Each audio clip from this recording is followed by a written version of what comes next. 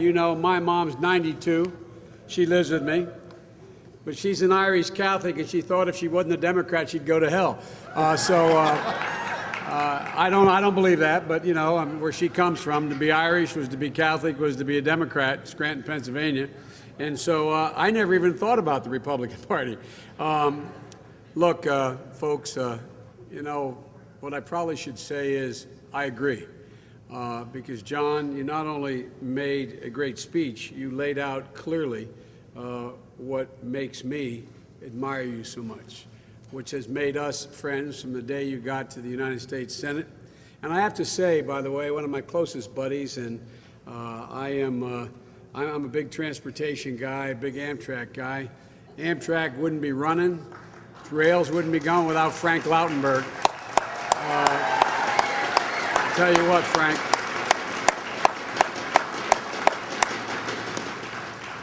And Senator, it was a lovely introduction you gave John, and he deserves it all. Look, folks, you know, it's great to be here with one of the best partners that Barack and I have in the country, a governor who really does, I know it sounds corny, but really does share the same values. The thing that motivates, it all starts with this guy here and goes to here and then to here. And fortunately, he has, you know, all three are matched. They're all excellent. His gut, his heart, and his head. You know, we need folks like John today. And what we need basically is what we've always needed. We need smart, honest, serious, tough politicians who get it. I mean, who just get it, who understand why people, you know, sometimes when I listen to people standing up talking about unemployment rates and about illness and all the rest, I get a sense that they intellectually understand it, but I don't get a sense that it's what motivates them. I don't mean they're bad folks, they're good folks. Even the ones with, there's a lot of folks out there with good ideas. But the difference about John, and the reason why I told John early on I'd come as often as he wanted me to New Jersey, was because John feels it. He not only gets it, he feels it. You know, John's the kind of guy you've all have watched. He has the courage to tackle tough problems. He doesn't run away. John doesn't shy away when things get tough. He's willing to look problems square in the eye and not kick them down the road. The tendency, most people have meetings in government, and Democrats and Republicans as well, and sit there, how can I avoid this? How can I avoid making this decision? How can I put this off? It's a lot easier for John to have not done some of the things that he's done, fought to keep going. Just a lot easier to go out there and figure, we got to cut this budget, and go across the board and cut into the things that he cares about, that you care about. You know, the people, in my experience, I've been hanging around for 8 presidents now. People in my experience have been tested by fire are usually the ones that can light a fire. They're only ones who know how to get things moving. Folks, we're living through the worst economic times. It's not hyperbole. These are the worst economic times, as John pointed out, in the last 80 years. The worst economic times since the Great Depression. Again, that's not a political statement. Unfortunately, it's a statement of fact. And we're going to come out of this. We're coming out of it. We're on the path to recovery. It's been real hard, and it's going to be hard for a while longer. But ladies and gentlemen, the president knows how tough it is. I know how tough it is, and so does John. Now, John's opponents want you to believe that somehow this recession was invented in New Jersey. I mean, it's kind of amazing. You know, look, this is no, it's not a national, it was an international recession, ladies and gentlemen. Some of you may recall, that early on in our administration, I was not badly, but somewhat criticized for calling this the Great Recession. I wasn't engaging in hyperbole. I was trying to make the fundamental point. This is the worst recession America's had short of a depression. This has been a worldwide recession. And New Jersey, because you had been doing so well, The states that were doing the best got hit the hardest. It was the longest fall, the furthest to fall. The states that weren't doing very well, they're hurting, but they haven't fallen as far. It's because of all the great work that you've done. You know, people forget, the month the president and I got sworn into office, that month, we were greeted with the announcement that we lost 740,000 jobs, almost within a week after we raised our right hand that we were sworn in. Credit markets were frozen. Housing values were plummeting. Major banks, as you remember, John, they weren't talking about whether or not they were going to get right. They were talking about they're going to have to shut their doors. I mean, literally. One of the early discussions we had in Chicago in preparation for the administration, our transition team out there, we got together, I think it was 30, 35 economists, all left, right, center. And what did we talk about? The first question they wanted to raise with us is whether we might have to call a bank holiday on the day after we were sworn in. Ladies and gentlemen, the president and I weren't back there blaming Jon Corzine then. You know what we were doing? We were on the phone calling Jon Corzine, literally. I literally picked up the phone and called Jon Corzine and said, John, what do you think we should do? The reason why we called John is because we knew he knew about the economy, about world markets, about how we had to respond, unlike almost anyone we knew. And because he had been in the pit, he had been in the furnace, and we trusted his judgment. And everybody kind of forgets this. But what we heard from John is what we needed to do. What we needed to do, we needed a serious economic recovery plan. John had already, no, I'm not doing this for applause. It's all just, you know, as I used to say, ain't brag, man, just facts, just the facts. The facts were, John, leading your legislature, was already moving in New Jersey on an economic stimulus package before anybody else was.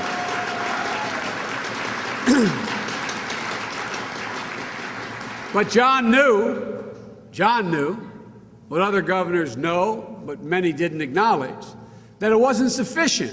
No state was big enough. As strong and as wealthy and as powerful as your state, no state was big enough to be the economic engine for national growth. So John suggested and laid out, and we talked a long time about what the elements of the recovery package nationally should be. We knew without a national package it wouldn't work, and John was right. You talk about Christie being wrong, I could start a mantra where John was right. John was right about this. So folks,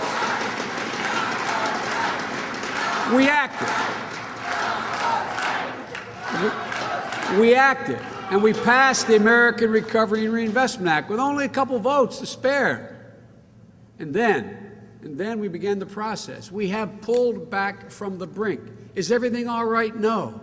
But we're no longer talking about whether there may be a depression. We're talking about the shape of recovery. That's what we're talking about. Instead of closing the doors, many of those major banks are paying back the money. $70 billion have been paid back so far at a multi-billion-dollar profit, which we deserve, the taxpayers. $50 billion more is about to be paid back in the next 12 to 15 months.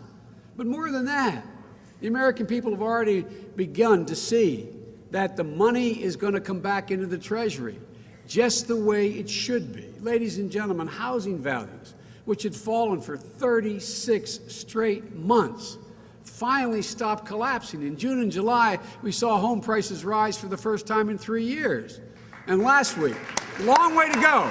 A lot of people still in trouble. A lot of people still in trouble. A lot of people still facing foreclosure.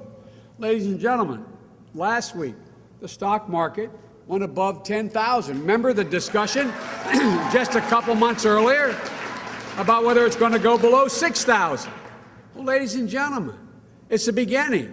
It didn't just happen overnight. It began because of the economic policies that John on a state level and we on a national level put in place. Ladies and gentlemen, 35% of all that money lost in your 401ks is back in. Long way to go. Long way to go. But folks, and it's not just us saying this, the independent verifiers on Wall Street and the economic models that are being projected by the major universities in America point out we've created a minimum of 600,000 jobs to a maximum of 1.2 million in the first 8 months. Look, people are working today who otherwise wouldn't be working. Not nearly enough. We know that. We know we won't be fully back until we're creating more jobs than we're losing every month. But think of where we would have been without John pushing and the president pushing for this Recovery Act. There'd be somewhere between 600 and 1,200,000 more people unemployed than there are today. And think about the Recovery Act has meant to your state. John made reference to it. $17.5 billion is coming into the state, $6 billion so far. 17.5. Ladies and gentlemen, Senator Bono, who handles the budget, imagine what her job and the legislator's job would have been without the $6 billion that's come in so far. And as it's been pointed out, just look at what your budget would have been without it. And by the way, it's not just your state, it's all across America. In the state of New Jersey, it means 35,000 new teachers, not new teachers, 35,000 teachers staying in the job, or, if you didn't take the money, raising property taxes $2 billion. Where do these guys live? Where do they live? They're talking about cutting property taxes and then talking about not taking stimulus money. Ladies and gentlemen, I don't know where, I know what all these guys are against. I always have trouble figuring out what they're for. As I said, think about it, what it would have meant to our kids. John's advice was right. And don't let anybody tell you it doesn't matter who's the governor. Ladies and gentlemen, what was the Republican reaction to the Recovery Act? Remember? Recovery reaction, their response to the Recovery Act was like all sort of the neocon economic mantra we got for the previous 8 years. They said we shouldn't do this, it was wasting money, it was a knee-jerk reaction. Okay, I think you can make a legitimate argument whether we were right or wrong. That's fair game. But ladies and gentlemen, John's main opponent says this was a pretty bad idea. A lot of the other guys out there and the Republican side talk about this being a bad idea. But I don't know how bad's the idea of extending unemployment benefits to people who've fallen into this black hole through no fault of their own. How bad an idea is it to make people who have lost their jobs, who also lost their health care? How bad an idea is it to keep cops on the beat and teachers in the classroom? My rhetorical question is, what would they have done? Are they against that? Just tell us. Tell us straight up. You want us not extending unemployment benefits? Would you vote no on that? Would you vote no on health care? Would you vote no on COBRA? Would you vote no on seeing to it that teachers are back in the classrooms, cops are back in the beat? Well, folks, and what about John's Republican opponent? Like other conservative Republicans and neoconservative governments, he actually talked about not taking some of this money. I think it was about $5 or $6 billion. I don't even know the amount. Well, ladies and gentlemen, this is kind of crazy. It's kind of crazy when you think about it. What are these guys for?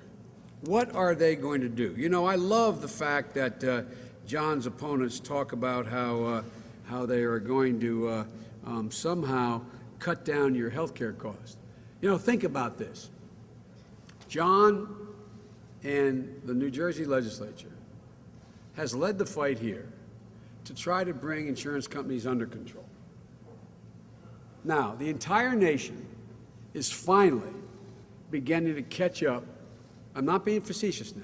Finally beginning to catch up to New Jersey and saying, you know, we need nationally, we need regulations on insurance companies so they're not able to deny everything from mammogram to pre-existing conditions.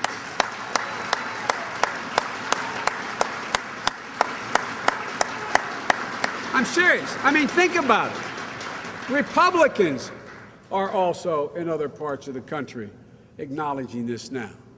So what's going on here? You got an opponent who finally When the New Jersey idea is spreading across the country, he says it was a bad idea. Ladies and gentlemen, I don't get it. I don't get it. He must be drinking from a different water fountain than y'all are drinking from. I really don't get it. The entire trend is trending in the direction that John's been fighting for and New Jersey has insisted on. And you have a guy running who says that, no, now's the time to give the insurance companies more leeway in the name of making things cheaper. Ladies and gentlemen, look, we're in the midst of the worst economic recession we've seen in 80 years. And with a constitutional responsibility of balancing the budget, as John and other governors have, John not only balanced the budget, but he chose to protect the things that New Jersey residents say they value. He didn't just go in and say, I'm going to get it done. He chose to protect the things that you say you value, and you proved to the nation you value by the results you produced. You know, when you talk about education, John, I know you mean it. I know it comes out of your life experience, but the interesting thing to me is it's not just about, it seems to me, preschool and early education, which, by the way, I don't know where this guy's been. For 35 years, we've been fighting and arguing that the one thing to make sure a kid has the best chance of graduating, take the same kid, same capability, put him in a quality preschool at age 4 or 5, they have an exponentially better chance of graduating than that same kid put in a quality school starting at age 6. We've known that. Now the country's awakened to it. We're doing it nationally. Other people are doing it. And it seems as though the Republican Party in this state somehow thinks that's not a good idea. I don't get it. I really don't quite understand how these guys are doing it. So here's what I look at, John. The thing that you've connected better than anybody, and I'm going to end with this because you've been all standing too long. Look, folks, this is more than about giving kids a good education. This is about making sure that New Jersey can continue to, as you have the last 20 years, to attract the biggest corporations, the highest tech folks, the cutting-edge scientific initiatives, the cutting-edge environmental issues, the cutting edge that come. Why do they come here? They don't come here because you're close to Delaware, which is important. All kidding aside, why do they come? You've got the best educated workforce in the country. That's why they come. That's why they come.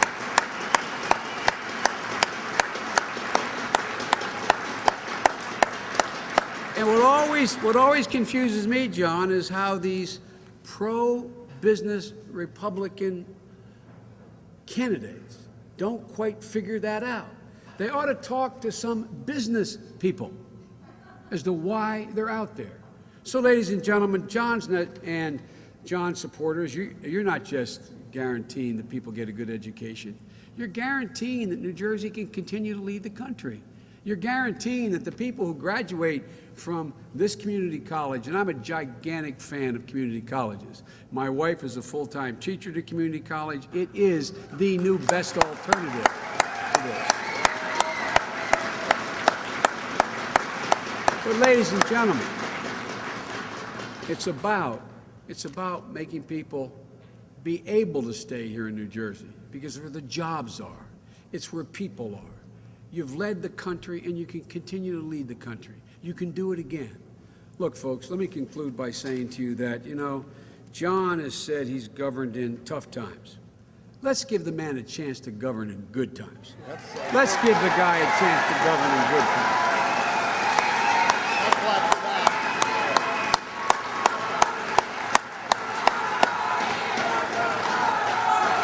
Ladies and gentlemen, you know the deal. You know the deal. It gets down to a simple, basic proposition of getting out the vote. It gets down to going out there and what you've all done before, knocking on doors, making those phone calls, providing folks a ride to the polls. Because I have not a single doubt in my mind, I don't have any doubt in my mind, that the people of New Jersey have figured out what the alternative candidates have offered in response to Jon's initiative. But people right now, folks, people are hurting. People are down. They know Jon's right. But sometimes when you're down, you're just down. There's a lot of people here, a lot of people in the state that are in fact getting back up now because of what Jon's done and what we've been doing. But ladies and gentlemen, you got to go out. You got to go out and remind them. A lot of people are now thinking this race is over, that Jon's won now. This big wave came and it ebbed and everything's going to be just fine. Well, ladies and gentlemen, you and I know when people start thinking like that, that's a disaster. So, folks, it really is up to you. This is just old-fashioned get out the vote now. And you get out the vote, I guarantee you Jon's going to win, and mark my words. By the time Jon's second term is over, they're not only going to be talking about him as New Jersey's governor, but one of the great governors in the United States of America, because he has the ability to do it. Go get him.